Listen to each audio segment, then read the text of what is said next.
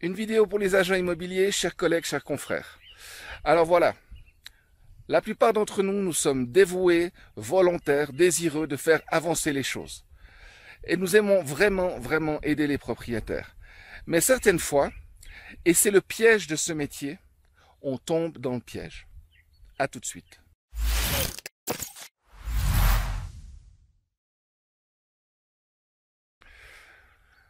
Voilà, je vais aborder un sujet.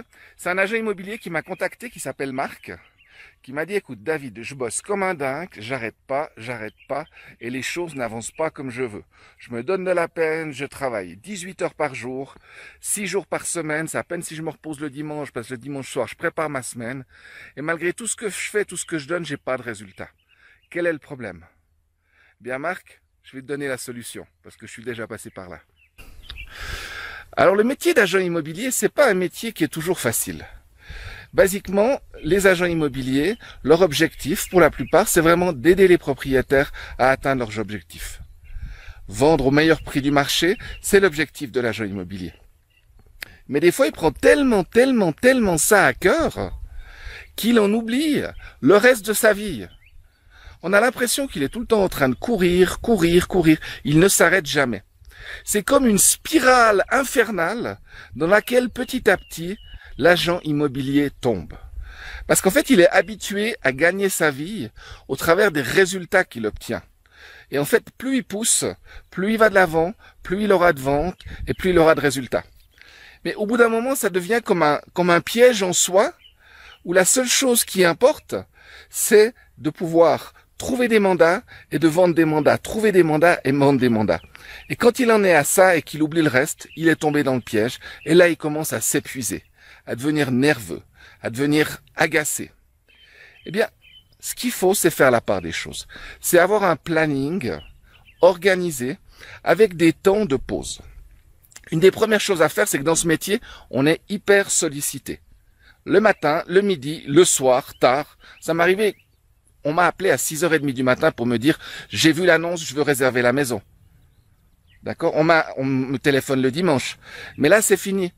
Vous prenez votre téléphone, vous organisez votre téléphone de façon à pouvoir recevoir des téléphones sans que ça coupe les actions que vous êtes en train de faire. Parce que ce qu'il faut comprendre, c'est quand on fait des actions, par exemple administratives, et puis qu'on a un téléphone qui vient au milieu, on part sur autre chose, ça met 10-15 minutes à s'y remettre.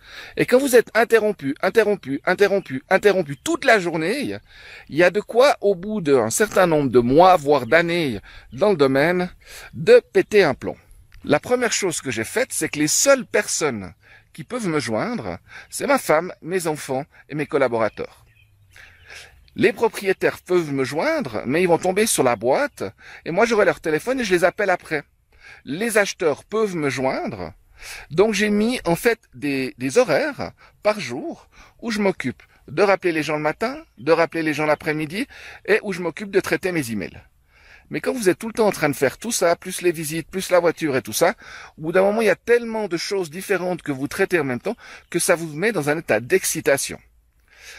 La deuxième chose, c'est faites-vous des promenades, sortez du métier. Il faut des périodes où vous n'y pensez pas. Il faut des périodes où vous êtes déconnecté de ce métier qui s'appelle agent immobilier. C'est un métier qui est très intense, qui est lié à l'histoire intime des propriétaires et des acheteurs. En plus, se rajoutent là-dessus des sommes importantes d'argent, des commissions importantes. Et quand vous mélangez tout ça, si vous n'avez pas des breaks clair et net, mais que vous êtes toujours joignable, eh ben, Marc, c'est pour ça que petit à petit, tu te sens épuisé. Donc, mon conseil, c'est prenez le temps tous les jours de vous faire 30 minutes à 1 heure de promenade, sans téléphone, sans rien. Vous regardez les petites fleurs, vous regardez la montagne, regardez ce magnifique paysage qu'on a ici. Vous voyez, on est en dessus du lac de Neuchâtel. Et c'est ça, faites un break. Il faut que votre attention, elle change. Si elle est tout le temps fixée sur la même chose, on devient frappadingue. Donc voilà, ça c'était mon conseil pour Marc et puis pour tous les agents immobiliers qui le souhaitent, c'est déconnecter votre téléphone, prenez du temps pour vous, prenez du temps pour votre famille, ayez des hobbies, faites du ping-pong, du golf, des choses qui vous changent les idées. Mais sortez de ce métier, sinon c'est ce métier qui va vous manger. Voilà. Ici David Imo, si vous avez d'autres questions comme Marc, n'hésitez pas à me contacter au travers du site davidimo.ch. Mettez-moi vos questions et je ferai une petite vidéo pour y répondre. Ici David Imo, à très bientôt!